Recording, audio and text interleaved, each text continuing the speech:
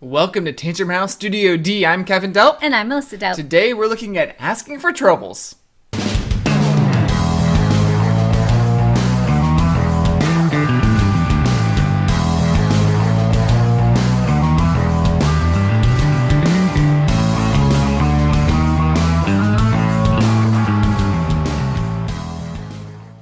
Asking for Trobils is a 2 to 7 player worker placement game that was originally funded on Kickstarter by Kraken Games and is now being published by Breaking Games. Now, the repulsive Trobils have invaded planet Paradise in the Orange system. You're playing as Trobil hunters who are trying to capture and get rid of these pesky critters. Now, whoever does the best job will get the most points. The components include the game board, ship cards and ship miniatures, Trobil cards, riffraff cards and stands, connection cards, credits, crystals, and ore, and lots of resource tokens like space carrots, space slugs, traps, and mega traps.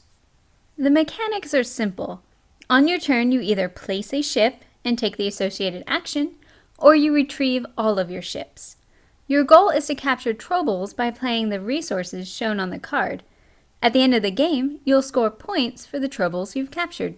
There are a lot of areas on the board where you can collect the resources you need to trap the Trobils. You get ore at the asteroid belt, space carrots at Planet Pomi, and crystals at Tyson Comet. You can buy traps from the merchant, entice space slugs with crystals, and even buy larger traps. With enough money and ore, you can acquire another ship. Or you can buy upgrades to your ship. Place a connection piece like this ore, and on the next time you visit the comet, you get an ore in addition to the normal action. You can really increase your efficiency with connection pieces. One of my favorite places on the board is Smashed Rock. Not only do you get 2 credits, but you also draw a riffraff card. You could get automatic benefits from smugglers and traders, or you can get a pirate that hangs out at a location and collects resources from other players. Just watch out, a sheriff or bounty hunter could eliminate your pirate. One of the unusual mechanics in this game is that a spot is never completely blocked. If I want to go to the Orange station and Kevin's already there, I can return his ship to him and take over the spot. But I've just helped him because now he doesn't have to waste a turn to retrieve his ship. The game ends when all the Trobil slots have been filled with city cards. These cards show which resources are worth points during the final scoring. The city cards are randomly selected and shuffled into the bottom part of the deck, so during the beginning and middle of the game, you don't know which ones will appear. You add up your points from captured Trobils, and the city goals and the player with the most points wins. At first, I wasn't really sure if I was going to like that whole mechanic that a space is never completely blocked, that you can go there even if someone else is there. It seemed like it might kind of destroy the whole strategy that you have in worker placement games.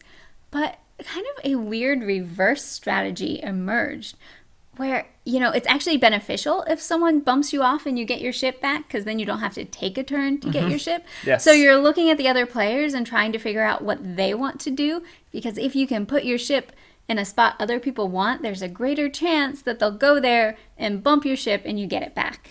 Yes, so you have to decide on your turn if it's worth going to that occupied space and give them the benefit to bump them off. Mm-hmm. Yeah, and I would say that there is some randomness in the game, especially with the riffraff cards. Some of them have some really good benefits, and others are a little more meh. So it is a bit of a gamble when you go there. Sometimes it pays off and you get something great. Other times it may have been just better to go for a sure thing at a different spot. The artwork and graphic design is really clear and fun even.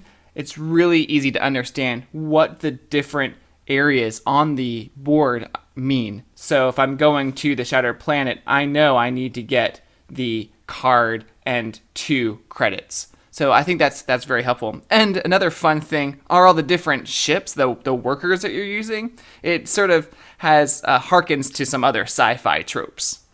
We were really interested to see how the game would play at a larger player count, so we tried it with 6, and 4 of the people, it was their very first time, and it still only took maybe like a little over an hour. Yeah, about an hour. And it moved fast, it didn't get bogged down. You did have to be kind of flexible, though, because you're collecting resources for a specific Trobil, and someone might swoop in like right before on their turn and Never take happens. that one. No. Yeah. But the game is really easy to teach. There's even in the back of the rulebook a guide to help you, show you how to teach the game, which is really awesome. So if you're looking for a worker placement game, looking for something with a light, quirky theme, something that plays really up to 7, which is very, very unique. Yeah, and even in a quick time, it doesn't take hours and hours. Then check out Asking for Trobils by Breaking Games. Tantrum House gives Asking for Trobils 2 thumbs up.